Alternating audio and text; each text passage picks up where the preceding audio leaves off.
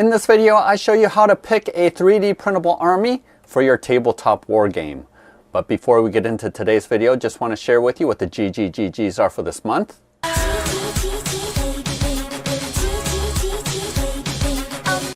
Each month, Bob the Beholder picks some of my Patreon supporters to receive gratitude gifts. And for this month of March of 2023, we have 3 all-in pledges for the Warlayer 5.0 3D printable terrain. We have a couple of pledges for the 3D printable coins from Unchained Games. And finally, we have $100 going towards a crowdfunding campaign, which my Patreon supporters are currently voting upon. Go ahead and use the link below to go to my Patreon page to find out more information on how you can get in on this month's gratitude gifts, which we will continue to populate as the month goes along. So I made it a personal goal for 2024 to try out a number of tabletop war games that I've heard about but didn't have a chance to really try out. So this is the year that I'm really going to make an attempt to try as many war games as possible and to rank them at the end of the year which ones I like the most. I already did my first one. If you want to check that out, go ahead and click up here for Full Spectrum Dominance. But in this video, I'm going to share with you my process for how I am picking my army for the next game that I'm going to be trying out, which is One Page Rules Grimdark Future. Now, I have always wanted to try a mass battle army rule set, and especially a sci-fi version, because I already have a fantasy version. If you want to check out that video with my Saurians, go ahead and check it out here. But this time I wanted to do a sci-fi version and had a couple of priorities and rules that needed to apply in order for me to choose that army or warband, as well as the STL files. So first, it needs to have good STLs. So there's a number of, especially the free ones that are out there that aren't the best STLs, has a bunch of holes. The reason why you don't want holes in your models is because any uncured resin will over time crack the model and spill out.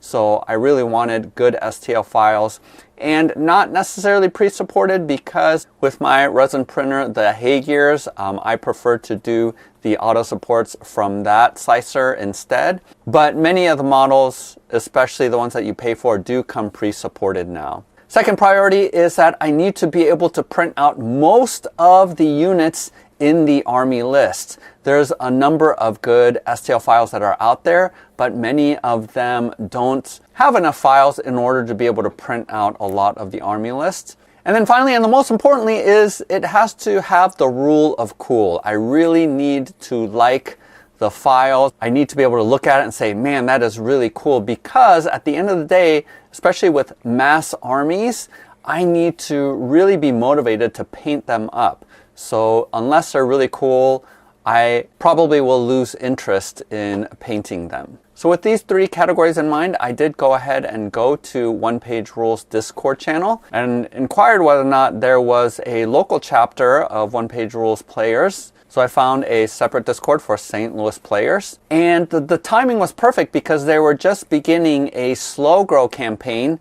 where new players can come in and over the course of 5 months be able to build up to a 2,000 point army. Other terms that you might have heard are escalation leagues, where it just helps the beginner be able to enter into the game and slowly build up their army over time. And it was perfect for me because it creates the accountability to make sure that I am working on my army rather than sort of getting discouraged over time and stopping. So this was going to guarantee that I was not only going to be able to play some games and learn the rules, but also be held accountable to printing and painting up the entire army. Even though I'm focusing in on One Page Rules, of course, this will apply to any tabletop miniature war game, not even just the agnostic ones, but also for other popular war games like Warhammer 40K or other ones.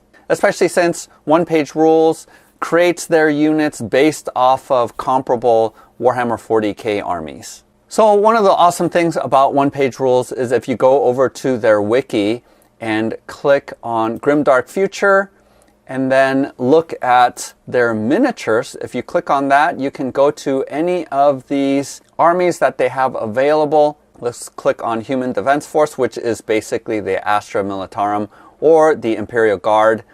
And what is awesome is that you have the OPR units listed here. And then a couple of alternatives or equivalent models that you can either purchase, obviously, through Games Workshop. Also gives you a Mantic option, as well as Desert Hawks or Nyokans. I have no idea what models those are. But it tells you what potential model that you can use in order to play them. Now, of course, One Page Rules has their own line of STL files for miniatures, but for ones like the Human Defense Force, where they don't have a line of STL files, you will need to find your own. These are actually purchasable physical miniatures, so I am actually looking for STL files, and if you scroll down here, you can see a list of suggestions that they have regarding STLs that you can purchase. But I think this is a super cool resource because, for example, if you don't know how the conscripts might be different than the infantry squad, you can go ahead and just click on this and it'll sort of give you an example of what you might be able to use. And then even here, I didn't quite know what stormtroopers were. And so when I go over here, I can tell, oh, okay, they're more armored up units. But basically, you can pick and choose because it is miniature agnostic, but I just found this to be a super helpful resource. So now I had the issue of trying to pick which army I wanted to build out. And again, because it's such a commitment, it's not a skirmish game, it's committing to an entire army. I really wanted to make sure that the army was going to fit the 3 qualifications that I mentioned before. So a while ago, I did back this Kickstarter, Ravenous Hordes, and so I considered fielding a Ratmen army. And there's just tons of miniatures here that came with this. But the limitation with this was that most of these are for fantasy. There are a few with some guns. So these shockers obviously is more sci-fi, but a lot of it was more geared towards fantasy. And that was going to limit me in terms of the models that I was going to be able to use. So I went ahead and scrapped that, even though I thought that I really wanted to do a Ratman army. So the other option that I considered was the Battle Bros, which is basically Space Marines. And I backed this campaign a while ago called Revenant's Run, and it gave me the STL files for 2 whole factions. And I thought this would be perfect because it came with a ton of different miniatures. And the thing that I liked about them is they have a lot more detail than regular Space Marines from GW, and the poses are super cool as well. So the rule cool was definitely applying for Revenant Run miniatures. So I went ahead and printed out a sample of it, but at the end of the day, decided that I didn't want to play the faction. So even though at some point I do plan on printing these out and creating an army, at this point I decided to see what other armies I wanted to try out. So next I went to One Page Rules to see what STL files that I have available from them, and being a Patreon backer of theirs, I actually do have most of the alien hives, and I really like these models a lot. I think they look fantastic and have a ton of options, and obviously because One Page Rules is creating these STLs, they have one-to-one representatives of each of their units from the army list. So this satisfied at least the first 2 requirements of being able to fully 3D print the army, as well as the STLs being solid, because all of the miniatures that I've printed from One Page Rules has been high quality. For the most part, the pre-supported models do actually print relatively well. So this was a serious consideration that I had as a potential army. And again, at some point in the future, I might still print out this army, but I really felt my heart being drawn towards creating a Sisters of Battle army. So One Page Rules does have the full army list of the Blessed Sisters, which is the name that they have. And again, as being a Patreon supporter, I already did own most of these files. So again, I went ahead and printed out some samples of the sisters. So again, definitely it fit the bill regarding being able to print out every unit that is within the faction and being good quality STLs. But after printing it out, it didn't quite have the grab of my attention because I didn't really like that all of the units have these dresses on them. And not only the dresses, but it has a lot of components to it where painting it wasn't going to be very easy.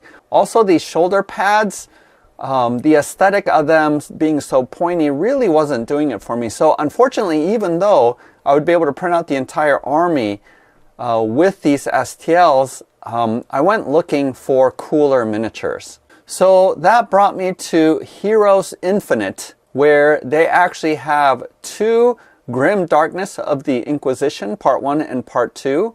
And I really like these miniatures a lot. I actually did a review video of their resin miniatures. You can go ahead and check that out here. But they have a whole line that does sort of fit the bill for Sisters of Battle. And check out this Titan. It looks so awesome.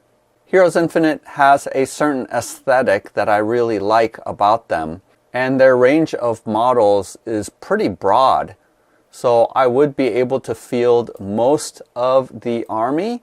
But unfortunately, the one part of the army they don't have here, or in Part 1, is they don't have the base unit. So a basic Sister of Battle trooper is not available as an STL file. So even though they have a lot of the other options available, the basic trooper isn't part of their package because they have them for sale in their resin line. And I don't think they want to cut out their resin line of products. So they aren't offering any of these as STLs. So if they had these files as STLs, I totally would have bought this because I like the aesthetic of their miniatures. But unfortunately, they don't. So it really doesn't fit my requirement that I would be able to print out most of the army because the base soldier is so central to the army list. There's a lot of other options out there. Some of them are even free. But at the end of the day, I ended up finding Across the Realms on my mini factory. And they don't have the sisters, but what they do have is what's called the Pinup Corps. And they had a Frontiers campaign a while ago that I think you can still buy. For $75, you can get most of these models, which is a pretty good deal. But he has units for almost every single option that is in the one-page rules Human Defense Force. And of course, all of the models are women. And because I was considering the Sisters of Battle, I wanted to do an all-female army. So I decided to go with these STLs. And one of the unique things is that he actually has a couple different styles of basic units, which is needed for the Human Defense Force, where these jungle fighters can be used as the conscripts. And these guard babes can be used as basic infantry. And these storm babes can be used either as the veterans or the stormtroopers. So I really like the fact that he has a ton of options available, and I would be able to print out the whole army. Editor Bum here just want to tell you that he just came out for his Patreon supporters the Cult of Death, which are like the Death Krieg Corps units, which is awesome, just fills out the entire range. Again, being a Patreon supporter only costs $6 a month, which gives you access to all of these files for the month of March. Also, I wanted to tell you that Spyros is planning on coming out with a Battle Nun campaign scheduled to launch on either Q2 or Q3 of this year. As a Patreon backer, I'm sure you will be able to get a discount. I know that all Patreon backers are able to get 30% off the rest of his store for those of you who want to pick up some of these miniatures. So go ahead and use the link below to go and support him. Also, Spyros has provided a discount code, 30% off for all Patreon supporters through the end of April. So you don't have to become a Patreon supporter of his. As long as you're a Patreon supporter of mine, you will get access to that coupon. That's going to be on my site for members. Thanks to Spyros, who is the producer of the Pinup Corps, for providing that discount code for my Patreon supporters. So not only the infantry, but also if you see here, he has all of the vehicles as well. So this is the APC, or the light armored tank. And this is the Lehman Russ equivalent. He even has a helicopter here that you can use as either the light or a heavy gunship. So this definitely did qualify for being able to print out almost all of the entire army list. So I did go ahead and download his welcome pack. I became a Patreon supporter, and within the welcome pack there was a couple of the soldiers. And I did go ahead and try printing out the pre-supported ones. And for some reason, every time I brought in a pre-supported miniature into Lychee, it said it needed repair because there were holes in it, various things like that, and I could never get rid of all of the holes. But when I did go ahead and just bring in the clean STL file, I was able to repair it, no problems, where there were no holes, and then added my own auto supports to it, and that worked out fine. So not 100% sure why some of the pre-supported files aren't able to be repaired fully, but since then I've been able to get really super clean prints. And I definitely feel like these models do fit the rule of cool. And with my Slow Grow League, I was able to print out and paint up my first 500 points, along with an additional 250 points as a sideboard. A sideboard just means alternative thing that I can switch in and out of my army list for the first month. And along with a unit of infantry and a leader, I have a special weapons squad of grenade launchers and this light APC along with one walker. So I think these models turned out super well, and I am really happy with it. But most importantly, I'm motivated to go ahead and get all the way up to 3,000 points with this army. As you can see, I printed up an additional APC and 2 mobile artillery units, because one of the great things about being able to print out your own files is that you can print as many of these vehicles as you want. And in fact, any model that you want. And that's one of the things that I love about 3D printing, is that if you need another unit, or if you want to experiment, it's not a big deal to just print up the number that you need. And you're saving massive amounts of money, because look here, this battle tank is $100. This heavy weapon squad is $50 just for 3 of them. These veteran guardsmen, again, $60. This hellhound, another $60. Again, I printed 2 of these out, these APCs. One walker is $45, and I printed out 3 of them. This Baneblade is $170. So again, just a massive amount of savings just by printing out your own miniatures, your own army. And I'm excited to build out my human defense force. The irony is I actually do have a GCPS army from Mantic. And so I could totally use that instead to play the human defense force. But I sort of lost motivation of assembling and painting any more of those units, because I'm sorry to say, even though I love Mantic games a lot, the miniatures just aren't quite as cool. So the rule of cool doesn't quite fit with Mantic miniatures, even though I love their rule sets way more over Games Workshop. And in some ways, I'm just doubling up my efforts in creating a human defense force. But again, I want to be motivated, and I definitely feel like these miniatures from Across the Realms is super cool and awesome. And I figure once I have a 3,000 point army, I can use this army for other rule sets that I'm trying out for this year. I think at the end of the day, my advice for you, if you are trying to figure out which army you want to 3D print for your tabletop war game, I would say that one of the most important things is just the rule of cool, because when you're painting hundreds of miniatures for your mass army game, you just need to remain motivated to where you want to paint them. Don't settle for miniatures where you're just sort of meh about them. The design has to really be appealing for you. You have to like the color scheme, because you're going to be painting a lot of units. Now, the alternative to that, and I showed that with Full Spectrum Dominance, is that you play at a much smaller scale. So that's a 6mm scale game, and so there's a lot less painting to do to have a mass army game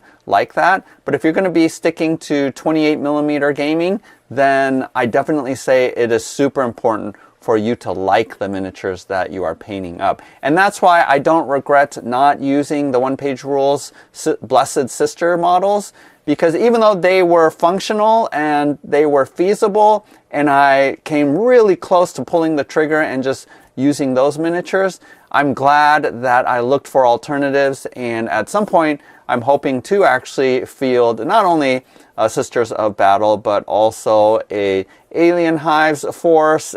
And I guess that's one of the problems, is I want to field a ton of them, a ton of different ones. I'll also be using my Revenants Run miniatures at some point as well. But for now, I'm sticking with the Human Defense Force. At another time in the future, I will be reporting in, once I get some more games, about one-page rules and how I feel about that game system. And we'll be comparing it to other war games as well. So go ahead and hit the like button and subscribe. Again, use the link below to go to my Patreon page in order to figure out how you can get in on this month's GGGGs. Also, I provided links to all of the STL creators that I mentioned here in case you want to check them out as well. So thanks so much. Happy printing, happy gaming. We'll see you next time.